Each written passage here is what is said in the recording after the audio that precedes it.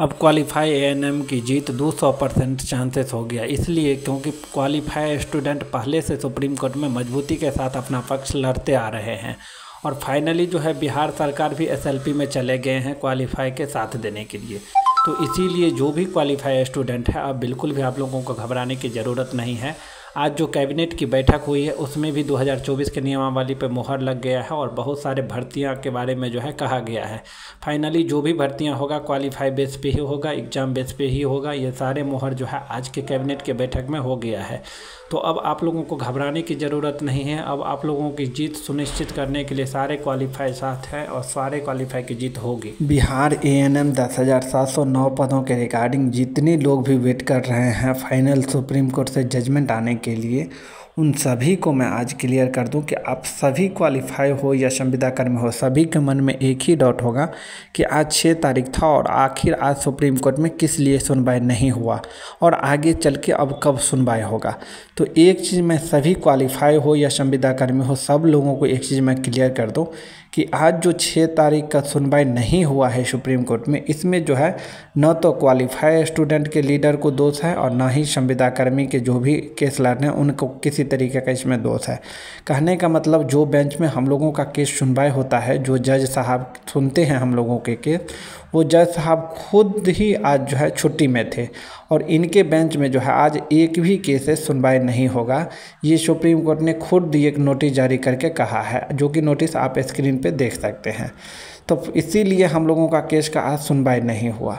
दूसरा बात हो जाता है कि आज जो सुप्रीम कोर्ट में बिहार सरकार को नोटिस जारी किया गया था 2 तारीख को, उसमें बिहार सरकार अभी क्या करने वाले हैं। तो देखिए, आज जो है बिहार सरकार उच्च स्तरीय मीटिंग बुलाया है पटना में और उसमें निर्णय लेंगे। तो इसीलिए बिहार सरकार ने जो है थोड़ा वेट किए हैं और फाइनली सुप्रीम कोर्ट में एसएलपी में गए हैं। तो जब आप एसएलपी में गए हैं तो आप सबके मन में एक और डाउट होगा कि पहले क्यों नहीं गए जब एसएलपी में जाना ही था। तो ये बिहार सरकार के ऊपर डिपेंड करता है और बिहार सरकार अगर चाहता तो उस टाइम भी जा सकता था एसएलपी में, लेकिन बिहार सरकार उस टाइम एसएलपी में नहीं गए। लेकिन अब जो है फाइनली बिहार सरकार क्वालिफाई को पक्ष रखने के लिए सुप्रीम कोर्ट गए हैं। तो यहाँ पे सभी क्वालिफाई के लिए 2 अपॉर्चुनिटी हो जाता है। क्या अपॉर्चुनिटी हो जाता है, क्योंकि देखिए पटना हाई कोर्ट में जो है सिंगल बेंच से लेकर के डबल बेंच तक सिर्फ क्वालिफाई की ज्वाइनिंग को लेकर के बिहार सरकार जो है लड़े हैं। तो फाइनली सुप्रीम कोर्ट में कभी भी बिहार सरकार नहीं चाहेंगे कि क्वालिफाई का ज्वाइनिंग नहीं करवाएं और जो संविदा कर्मी है या जो फ्रेशर है उनका ज्वाइनिंग करवा ले जो कि नॉन क्वालिफाई है, समझे। तो ऐसा बिल्कुल भी नहीं होगा। फाइनली जो है बिहार सरकार ने एसएलपी कर दिया है और एसएलपी का जो है यहाँ पे आपका सारा डिटेल दे दिया गया है, किसको पिटिशनर बनाया है, किसको रिस्पोंडेंट बनाया है। मनीष कुमार जो है पिटिशनर के एडवोकेट रह चुके हैं, बिहार सरकार के एडवोकेट है, वही जो है अपना पक्ष बिहार सरकार का रखेंगे। तो अब जो है यहाँ पे क्या प्लस पॉइंट बनता है क्वालिफाई स्टूडेंट के लिए। तो देखिए, मैं और एक चीज़ सारे लोगों को क्लियर कर दूं कि अब जो है क्वालिफाई का पक्ष यहाँ पे बहुत मजबूत हो गया है। मजबूत इसलिए हो गया है क्योंकि देखिए क्वालिफाई का पक्ष इसलिए मजबूत हो गया क्योंकि 2 तारीख वाला जो आप देखे होंगे, जो 2 तारीख को सुनवाई हुआ था, वो सुनवाई बहुत बेहतर तरीके से जो है क्वालिफाई के पक्ष में आया था। और अगर आज का सुनवाई होता तो आज भी बहुत बेहतर तरीके से क्वालिफाई के पक्ष में आता, क्योंकि भी गिरी साहब जो है वो बहुत ही अच्छे एडवोकेट हैं और वो जज रह चुके हैं। तो इनसे बेहतर कोई नहीं जान सकता कि क्या चीज़ हम यहाँ पे बोलें, कौन सा टॉपिक बोलें जो कि हमारे पक्ष में जजमेंट आए। क्योंकि देखिए वो जज रह चुके हैं तो उनको पता है कि किस तरीके से जो है जजमेंट दिया जाता है। तो इसीलिए भी गिरी साहब को रखे हैं सारे क्वालिफाई के तरफ से और वो बहुत ही अच्छे एडवोकेट और बहुत ही सीनियर एडवोकेट है, समझे। बात कर लेते हैं कि अब जो है नेक्स्ट हायरिंग कब होगा।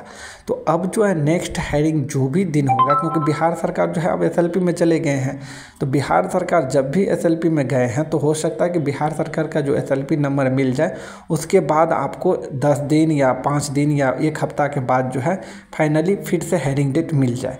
देखिए, कहने का मतलब इसमें आज जो नहीं सुनवाई हुआ है उसमें कोई भी टीम लीडर को किसी तरीके का दोष नहीं है, क्योंकि शेखर जी खुद जो है ट्रेन में बैठ गए थे, सारे लोग जो है दिल्ली के लिए रवाना हो गए थे, क्योंकि उन लोगों को भी नहीं पता था कि हम लोगों का केस का सुनवाई नहीं होंगे और जज साहब जो है छुट्टी में आज रहेंगे, समझे।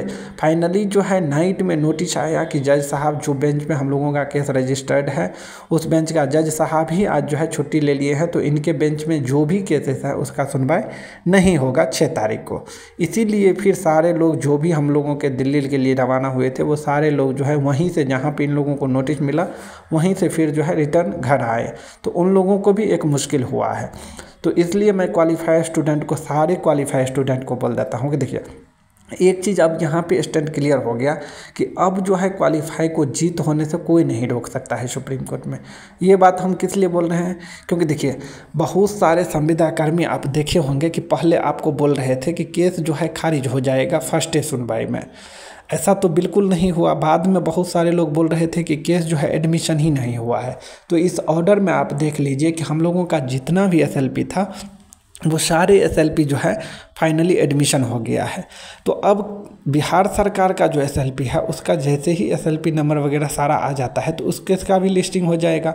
और इस बार इसलिए हम लोगों का जीत होगा कि देखिए पटना हाई कोर्ट की तरह इस बार बिल्कुल नहीं होगा। पटना हाई कोर्ट में जो है लीडिंग केस जो है वो बिहार सरकार का था, हम लोग जो है उनके पीछे पीछे जा रहे थे।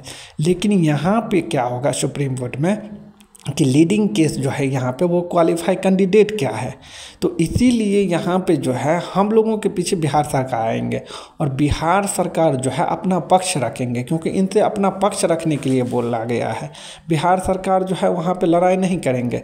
बिहार सरकार कहेंगे कि आपका इसमें क्या राय है, आप जो नोटिफिकेशन निकाले थे, वैकेंसी निकाले थे, उस वैकेंसी को आप किस तरीके से पूरा करना चाहते हैं।